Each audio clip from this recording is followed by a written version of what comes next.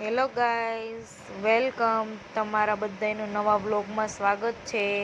આજે અમે પહોંચી ગયા છીએ સુરેન્દ્રનગર. હયાનના નાના ભાઈ રિયાન્સનો આજે બર્થડે છે, તો અમે સેલિબ્રેશન કરવા આવેલા છીએ. બધું થોડું થોડું આવડે એવું ડેકોરેશન કરેલું છે ને હયાનભાઈ વેઇટ કરી રહ્યા છે કેકનો. કેમ હયાન? હયાનના કહેવાથી હવે એનો નાનો ભાઈ ફટાફટ કેક કાપવા બેસી ગયો છે. વેઇટ કરીશી ક્યારે એ કેક કાપે. રિયાન્સના ફોટા સારા આવે એટલા માટે હયાન એને રમાડી રહ્યો છે કે સ્માઇલ કરે ને ફોટા સરસ આવે.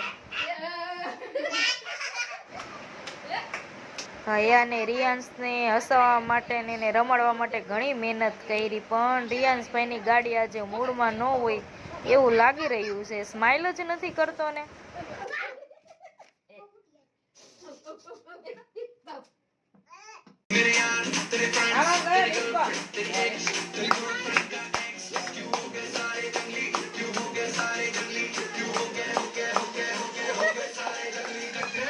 ફાઇનલી કેક કાપવાની શરૂઆત થઈ ગઈ છે અને હયાનભાઈ તો ફટાકડો ફોડી દીધો છે, પણ એના અવાજથી તો એના નાના ભાઈને થોડીક બીક લાગી ગઈ.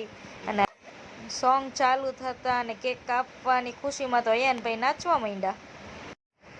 હયાને પછી એના નાના ભાઈને ગિફ્ટ આપી દીધું છે અને એની જોડે ફોટા પડાવવા રેડી થઈ ગયો છે. ઘણી રાહ જોયા પછી હયાના હાથમાં કેક આવી ગઈ છે એટલે કાંઈ વિચાર્યા વગર ફટાફટ ખાવા લાગ્યો છે. બર્થડે સેલિબ્રેશન પતાવીને હવે બહાર જમવા અમે આવી ગયા છીએ હોટલમાં.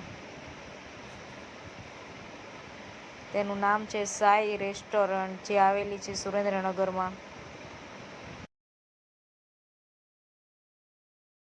હયાનભાઈએ તો ઘરે કેક ને નાસ્તો ખાઈ લીધો હતો, તો હવે એને ભૂખ નથી લાગી, તો એના ભાઈને રમાડવામાં બિઝી થઈ ગયો છે. ત્યાં આપણે જમી લઈ.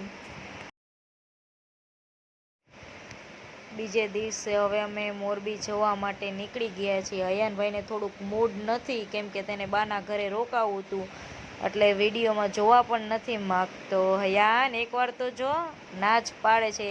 કાંઈ વાંધો નહીં ગાઈઝ, હવે આપણે નવા વ્લોગ સાથે ફરી મળીશું. Bye bye.